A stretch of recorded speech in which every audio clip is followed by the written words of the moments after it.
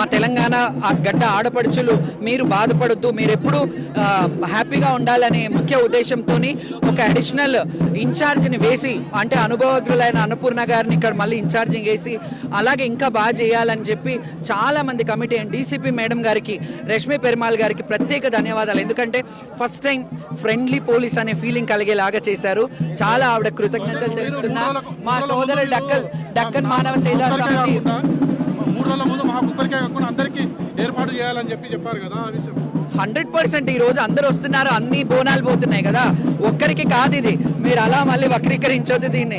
అందరూ కూడా మీరు చూస్తున్నారు ఇక్కడ నిల్చొని ప్రతి శివశక్తిని ఇక్కడ స్పెషల్గా ట్రీట్ చేస్తున్నారు. ప్రతి శివశక్తికి ఒక్కోళ్ళని వదులుతున్నారు. 5-6 మంది, 5 మంది అన్నారు కానీ ఎక్కువనే వదులుతున్నారు. ఇంకా వాళ్ళు వస్తున్నారు, మొక్కులు సమర్పించుకుంటున్నారు. ఎక్కడ అవాంఛనీయ సంఘటనలు జరగట్లేదు. దానికి పోలీసులు చాలా సహకరిస్తున్నారు.